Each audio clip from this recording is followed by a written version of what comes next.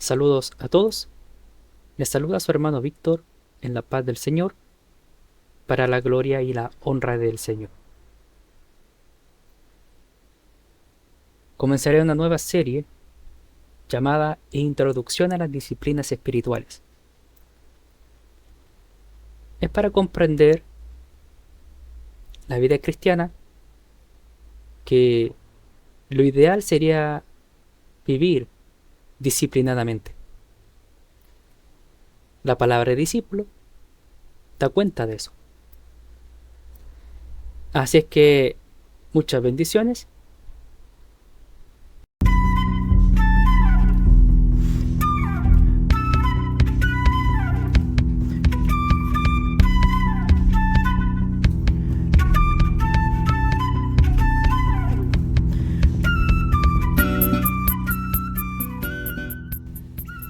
Introducción a las disciplinas espirituales.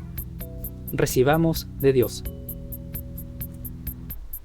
La verdadera religión comprende el área espiritual, la necesidad humana de Dios, lo que en estos estudios les llamaré disciplinas básicas o disciplinas espirituales.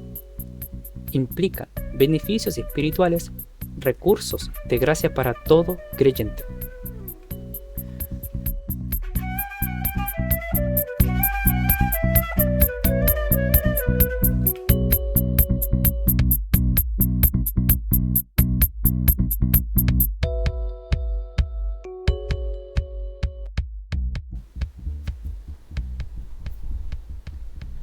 La disciplina es un conjunto de actividades rigurosas, beneficiosas, como seguir disciplina militar, deportiva, educativa, laboral, tradicional. El método científico es una disciplina que sigue principios, ciertos pasos para obtener resultados. En este caso, comprobar empíricamente la veracidad de teorías. También ocurre en el ámbito espiritual. Disciplina eclesiástica o disciplinas espirituales, disciplina religiosa, como actividades esenciales del cristianismo. Son hábitos a cultivar en el cristianismo para el crecimiento espiritual. En esta serie sobre disciplinas espirituales reconocerás lo elemental de la oración, estudio de la Biblia, reuniones, predicar, etc. Son medios de gracia para nuestra santificación. Religión cristiana. Religión en el cristianismo implica una comunión con Dios. Cualquiera que adora, crea y observe mandamientos es un religioso y no hay problema. Real Academia Española, sin fecha, definición 1 y 2. La confusión radica en algunos que rechazan la palabra religión diciendo lo siguiente: Jesús no es religión, es relación. No dudo de sus buenas intenciones, porque también decía lo mismo en ignorancia. Jesús invita a tener una relación con Él y que la religiosidad o el legalismo es contrario a los designios de Dios. Este tipo de religiosidad legalista evoca una falsa idea de salvación por obras. Tipo, tengo que hacer esto y soy salvado. O, si visto de esta manera, soy santo. El creyente debe esforzarse para ser aceptado por Dios. El intento del ser humano para comunicarse con la divinidad. Muchas religiones caen en esto. Hermanos han explicado el origen de las religiones desde la Torre de Babel con versículos del Génesis y Apocalipsis, cuando Dios confundió las lenguas, el juicio de Dios a Babilonia, etc. Compárese con Génesis 11, 1 al 8, Apocalipsis 16, 19, entre otros. Sin embargo, negar lo que es la verdadera religión, que sí es una relación con Dios, demuestra ignorancia y juicio apresurado. Religión implica nuevamente ligar, no es solo una institución. religarse con las enseñanzas de Jesús.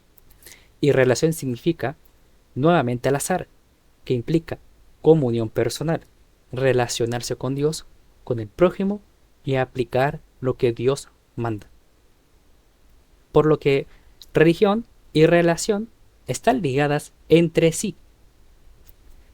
La verdadera religión o relación con los demás delante de Dios es, como lo dice Santiago.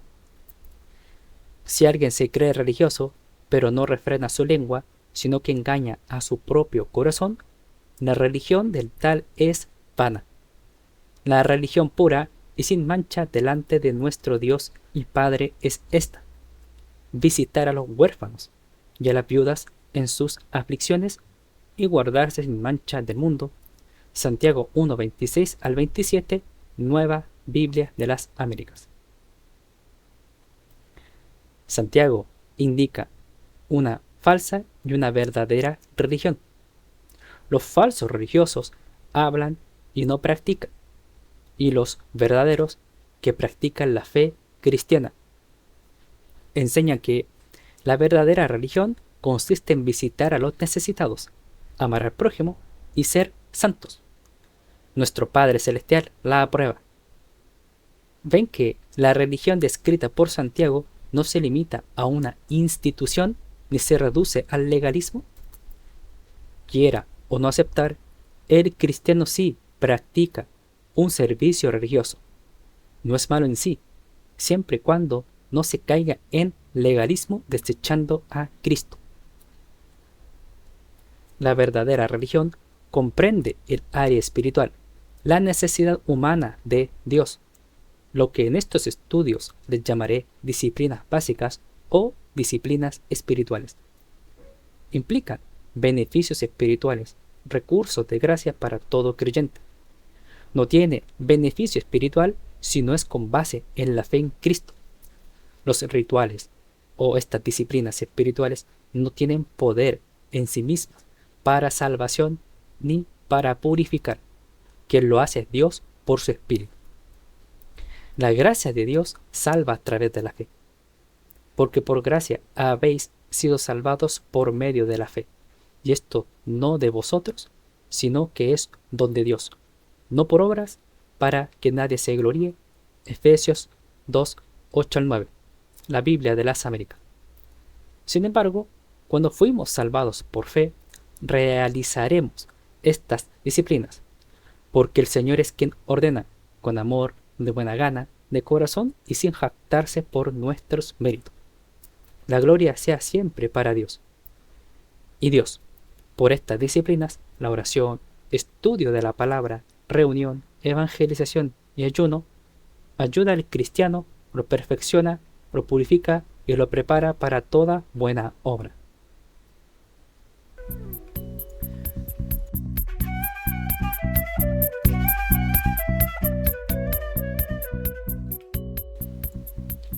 La fe que se demuestra.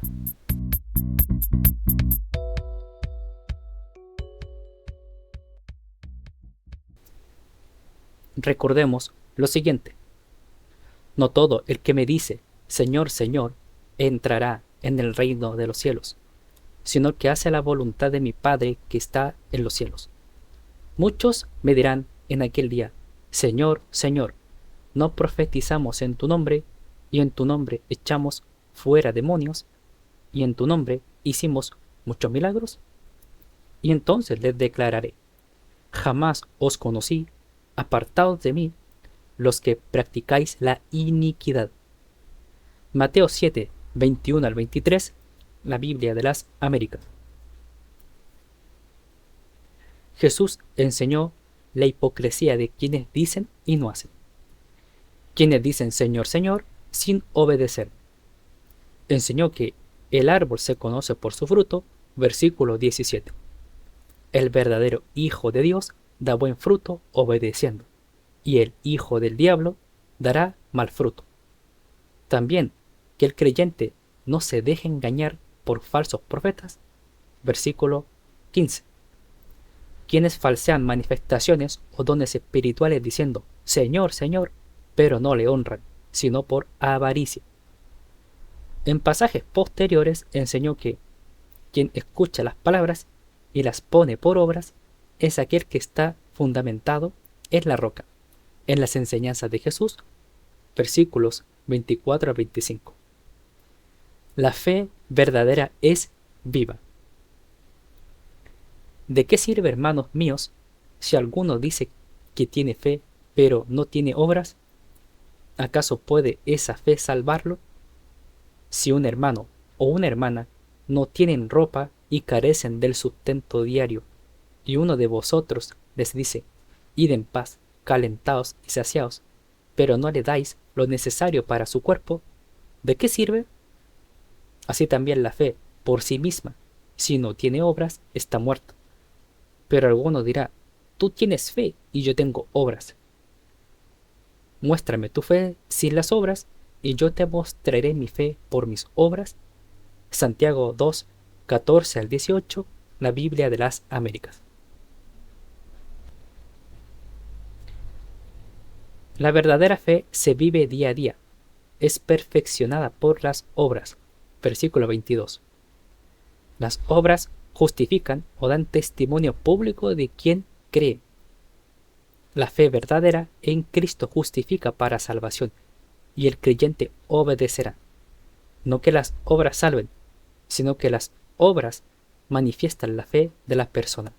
Versículo 18. Cuando practicamos disciplinas espirituales, tiene que ser con fe en Cristo. Son necesarias para todo creyente, y así el Señor dé el crecimiento espiritual para dejar las obras pecaminosas. Compárese con Gálatas 5, 16. Así que, hermanos, somos deudores, no a la carne, para vivir conforme a la carne, porque si vivís conforme a la carne, habréis de morir. Pero si por el Espíritu hacéis morir las obras de la carne, viviréis. Porque todos los que son guiados por el Espíritu de Dios, los tales son hijos de Dios. Romanos 8, 12 al 14, la Biblia de las Américas. Después de lo expuesto, tiene sentido la frase discípulo, como se estudió en el artículo La identidad de hijos de Dios, el tercer estudio de la serie anterior llamada Introducción a la Fe. Conclusión: la necesidad religiosa de las disciplinas espirituales. La disciplina es realizar ciertas actividades con hábitos. Aclaración de la palabra religión, que la relación con Dios implica practicar la religión verdadera. La religión comprende la necesidad humana de Dios.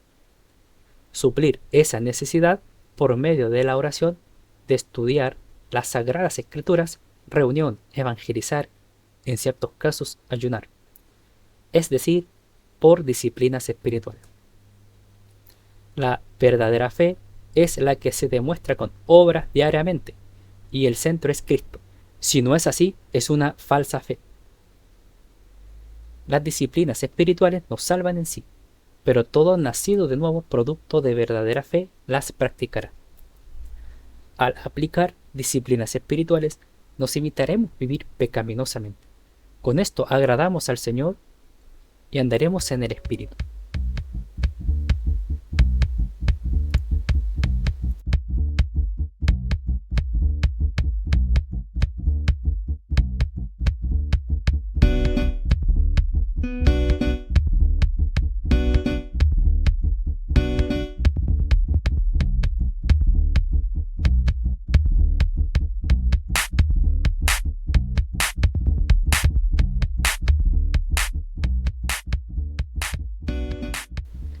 Bueno, después de haber leído, me recuerda algunos podcasts anteriores cuando menciono sobre los medios de gracia en la serie de Nuevo Comienzo. Ahí ustedes lo pueden chequear si lo buscan en YouTube o en Spotify, los medios de gracia, en Estudiando su Escritura. Y es muy interesante porque antiguamente, o mejor dicho, hay una noción perfeccionista o legalista sobre lo que es disciplina espiritual. A la disciplina lo toman como sinónima de castigo cuando no necesariamente es un castigo o es un pesar o un pesar permanente. Porque el resultado después de la disciplina hay gozo. Porque el Señor al que ama disciplina. Pero también, sobre todo en círculos, digamos, estos de santidad o de, digamos, pentecostales, bueno, y también algunos neocalvinistas, como que se ve el tema de la disciplina espiritual como que fuese una carga, o esa sensación en la que da. Y algunos, de tal forma que empiezan a enfatizar la ropa, la vestimenta, como más importante que el corazón. Porque supuestamente todo lo interior refleja lo externo cuando no necesariamente es así. A veces un árbol se puede ver bonito por fuera, pero por dentro está podrido. ¿Y cómo se identifica eso? Con el tiempo. No es al tiro. Por eso uno no tiene que juzgar por la apariencia. Y se toma el tema de la disciplina, entre comillas, espiritual, pero al fin y al cabo lo que provocan es esclavitud de conciencia, manipulación, como la falsa religión, el legalismo. Si tú no haces lo que esta disciplina como yo la hago, entonces usted es un hereje, supuestamente. Y ahí entonces donde comienzan los roces, la inmadurez espiritual, el sectarismo, la carnalidad, que no edifica. Y ese es el legato de Jesucristo a los fariseos, que ponían cargas a los demás, pero ni siquiera ellos movían un dedo. Entonces, la disciplina espiritual verdadera son recursos espirituales provenientes de Dios. Existe un libro llamado Disciplinas espirituales para la vida cristiana, de Don Whitney, un pastor reformado, si no me equivoco, pero su aporte es muy importante y necesario para aplicarle a una iglesia local, donde habla sobre disciplinas interpersonales o disciplina, digamos, para hacer una paráfrasis, o disciplinas personales y disciplinas colectivas. La oración privada y también la oración en comunidad, el estudio en privado y el estudio con la comunidad. La predicación personal, ya sea evangelizar de cara en cara, de boca en boca, de cara en cara, o ir solo a predicar en un parlante, por ejemplo, o ir en un punto de prédica, digamos, en un ambiente pentecostal, ¿cierto? Con los hermanos, ir a evangelizar, repartir folletos o predicar con un parlante. Enseñar la palabra, ¿cierto? Ofrendar y así sucesivamente. Y que estos medios de gracia no salvan por sí mismos, sino que cuando uno realiza esta disciplina espiritual es para que nosotros podamos andar en el espíritu, para que el poder del pecado no se enseñoree de nosotros, para andar en el espíritu y no andar en las obras pecaminosas. Y o sea, tiene un componente liberador. Es desde la gracia y no desde la culpa. Es desde el mérito que hizo Cristo en la cruz, por su gracia previa, y no el intento de uno para salvarse a sí mismo, santificarse. Siento que tiene que ser conectado a la fe en Cristo, conectado al Espíritu. O sea, en resumen, uno practica disciplina espiritual para dar lugar al Espíritu en nosotros, para recibir los nutrientes espirituales, alimentarnos y crecer en la fe. Porque para eso es la introducción a la disciplina espiritual. Así que eso, les dejo este estudio, y la gloria y la honra sea para el Señor, y para nosotros su misericordia. En el nombre de Jesucristo, hasta pronto. Amén.